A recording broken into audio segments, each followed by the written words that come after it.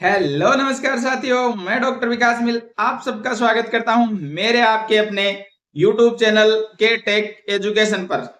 स्वस्थ रहो, मस्त रहो, stay healthy, stay smart series में मैं आज आपके लिए लेकर हाजिर हुआ हूं एक बहुत ही इंटरेस्टिंग, सबसे ज्यादा इंपॉर्टेंट टॉपिक, बहुत ही ज्यादा महत्वपूर्ण टॉपिक। आप इस बात से अंदाजा लगा सकते हैं, जापान के एक साइंटिस्ट को मेडिसिन के क्षेत्र में नोबेल प्राइज पुरस्कार मिला है इस टॉपिक पर। तो आखिरकार आप समझ ही गए होंगे ये टॉपिक कितना महत्वपूर्ण है। ये शरीर के लिए सबसे ज्यादा महत्वपूर्ण है। इसका नाम है ऑटोफेजी। अब ऑटोफेजी क्या होता है, सबसे पहले इसके शब्द को ध्यान से देखते हैं। इसको दो हिस्सों में तोड़ने का प्रयास करते हैं। Auto plus फेजी। ऑटो का मतलब सभी को पता है, जैसे ऑटोमेटिक, स्वचालित, मतलब सेल्फ, जो अपने आप से कोई काम करता है, अपन उसको ऑटोमेटिक मोड कहते हैं। ऐसा ही शरीर का एक ऑटो मोड होता है। इसके बाद में दूसरा शब्द है फेजी। अब फेजी क्या होता है, फेजी का मतलब है निगलना, खा जाना या ईट कर लेना, इसका मतलब है फेजी। अब अपन दोनों शब्दों को जोड़ते हैं, ऑटो को भी और फेजी को भी, कि आखिरकार ये ऑटोफेजी है क्या, इसका मतलब क्या है, इसकी इतनी इंपॉर्टेंस है। इस पर नोबेल प्राइज पुरस्कार भी मिला हुआ है एक जापान के साइंटिस्ट को। मतलब बहुत इंपॉर्टेंट टॉपिक है। ऑटोफेजी का मतलब है आपके शरीर में अगर कोई डैमेज सेल है, पुरानी सेल है, यहां तक कि कोई वेस्ट मटेरियल है, उनको रिसाइकलिंग किया जाता है और एक नई हेल्दी सेल का निर्माण किया जाता है अपने शरीर के द्वारा, सेल्फ से। मतलब खुद शरीर करता है, आपको कुछ नहीं करना होता है इसमें।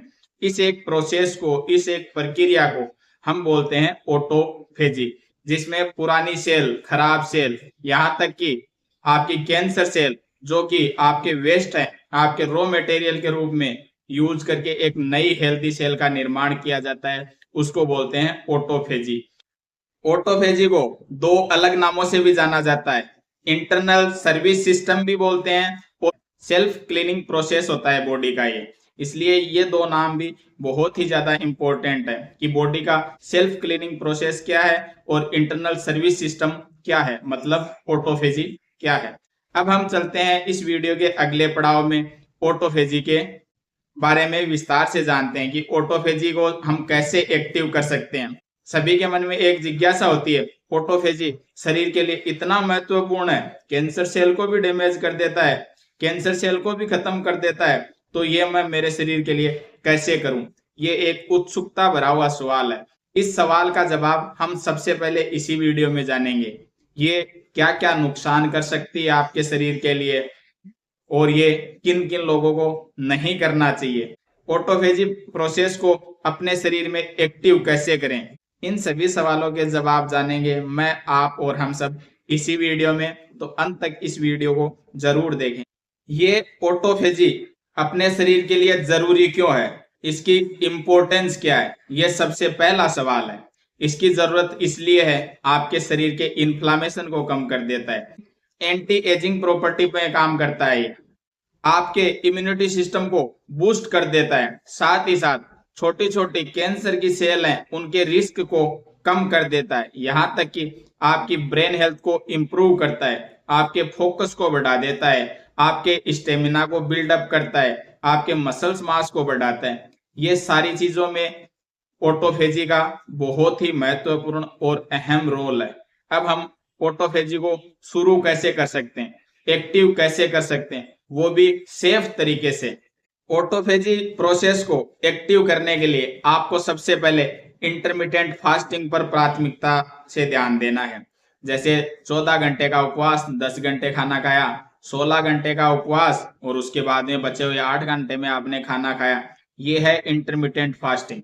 इम्पेटी स्टोमक एक्सरसाइज करनी चाहिए आपको, सुबह सुबह खाली पेट व्यायाम करने चाहिए आपको, फिजिकल एक्सरसाइज करनी चाहिए। ये पॉइंट नंबर 2 है ऑटोफेजी को एक्टिव करने के लिए। अब चलते हैं इसके 3 नंबर पॉइंट पर कि ऑटोफेजी एक्टिव कैसे होगी। ऑटोफेजी एक्टिव होगी जब आपका इंसुलिन का लेवल लो रहेगा, जब आपके इंसुलिन का स्तर कम रहेगा। अब पॉइंट नंबर 4 की बात करते हैं, आपको ब्लैक कॉफी और ग्रीन टी आपकी इस ऑटोफेजी प्रोसेस को बूस्ट कर देती है, एक्टिव कर देती है, यहाँ तक कि बढ़ा देती है इन चीजों को। इसलिए ये 4 प्रमुख कारण है जिससे आप अपनी ऑटोफेजी की प्रोसेस को स्टार्ट कर सकते हैं, एक सेफ साइड से स्टार्ट कर सकते हैं, अपनी ऑटोफेजी प्रोसेस को एक्टिव कर सकते हैं। इंटरमिटेंट फास्टिंग में आपको पता है आपको 14 घंटे उपवास करना है, फिर 10 घंटे खाना खाना है, 16 घंटे उपवास करना है और 8 घंटे खाना खाना है। इन दोनों प्रोसेस को आपको प्राथमिकता से ध्यान देना चाहिए क्योंकि इंटरमिटेंट फास्टिंग सबसे ज्यादा इंप्रूव करता है आपकी ऑटोफेजी को।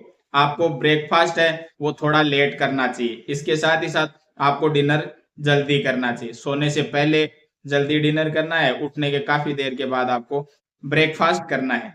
इसके साथ ही साथ आपको हेवी मील से बचना है, पैकेट फूड से बचना है। अब 2 नंबर पॉइंट, खाली पेट एक्सरसाइज क्या क्या कर सकते हैं? आप योगा कर सकते हो, आप ध्यान कर सकते हो, आप मेडिटेशन कर सकते हो, आप वॉक कर सकते हो, यहाँ तक कि आप स्ट्रेचिंग एक्सरसाइज भी कर सकते हो। ये सब आपको बूस्ट करेगी आपकी ऑटोफेजी प्रोसेस को।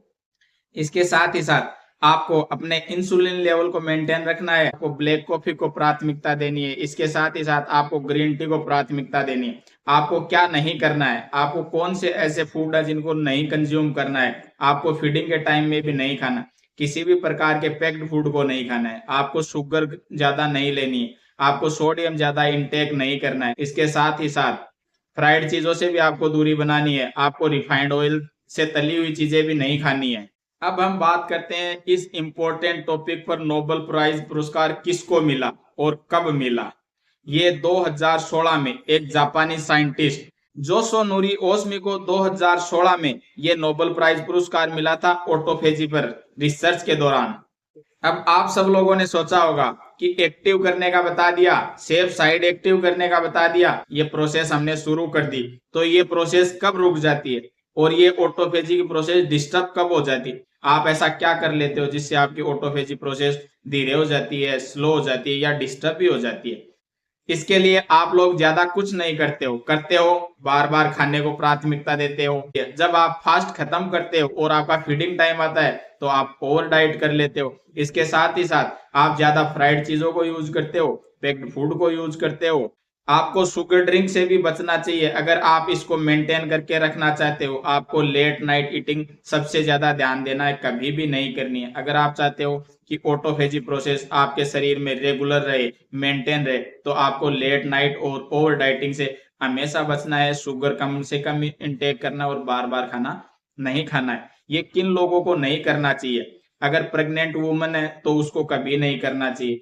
अगर आपकी बॉडी बहुत ज्यादा वीक है तो भी आपको इसको अपने शरीर पर अप्लाई नहीं करना चाहिए। डायबिटिक पेशेंट को बिल्कुल नहीं करना है। अगर आपको किसी भी प्रकार का मील से संबंधित, फूड से संबंधित, अगर इसके साथ ही साथ आपको कोई ईटिंग डिसऑर्डर है तो आप इस चीज से परहेज करना चाहिए, आपको ये नहीं करना चाहिए। इंटरमिटेंट फास्टिंग से बचना चाहिए, आपको खाली पेट एक्सरसाइज करने से बचना चाहिए। इसके साथ ही साथ ग्रीन टी है और कॉफी है, इनसे भी बचना चाहिए क्योंकि ये सभी चीजें आपकी ऑटोफेजी प्रोसेस को बिल्डअप करती हैं, बढ़ाती है, इंप्रूव करती है। ऑटोफेजी ये कोई मिराकल नहीं है, ये कोई मैजिक नहीं है, ये एक सेल्फ हीलिंग प्रोसेस है, सेल्फ क्लीनिंग प्रोसेस है। ये आपके, मेरे और हम सभी के शरीर में होती है। अब तक आपको लग रहा होगा कि ये चीजें तो मैं बहुत जल्दी कर सकता हूँ, अपनी बॉडी को बहुत ज्यादा बूस्ट अप कर सकता हूँ, मेंटल क्लियरिटी को बूस्ट अप कर सकता हूँ, यहाँ तक कि मेरे फोकस को इंप्रूव कर सकता हूँ, यहाँ तक कि मैं एक डिजीज फ्री जिंदगी जीने के लिए बस इतना ही करना है तो मैं ये बहुत जल्दी करूंगा। इसके लिए आपको ध्यान रखना है, अगर आप इस क्राइटेरिया में फिट नहीं है तो आपको ये नहीं करना है। ये कभी कभी आपको बेचैनी दे सकता है, आपको कमजोरी दे सकता है, यहाँ तक कि आपको एसिडिटी हो सकती है, आपको कॉन्स्टिपेशन हो सकता है। अगर ये सभी प्रकार की प्रॉब्लम्स अगर आप फेस कर रहे हैं तो आप इंटरमिटेंट फास्टिंग से आपको बचना चाहिए। ऑटोफेजी आपके शरीर का एक नेचुरल रिपेयर मोड है, मतलब जिसमें ऑटोमेटिक आपकी सारी सेल्स को रिपेयर किया जाता है। आपको अब समझना चाहिए जिस टॉपिक को 2016 में नोबेल प्राइज मिला हुआ है उसकी इंपॉर्टेंस बहुत ज्यादा है। इसी का एक पार्ट दूसरा मैं फिर आपके लिए लेकर आऊंगा। तब तक के लिए स्वस्थ रहें, मस्त रहें, स्टे हेल्दी, स्टे स्मार्ट। अगर आपको मेरे वीडियो पसंद आ रहे हैं तो लाइक, कमेंट, शेयर और सब्सक्राइब जरूर करें। मिलते हैं ऑटोफेजी के एक नए पार्ट में। पार्ट सेकंड में। तब तक के लिए धन्यवाद।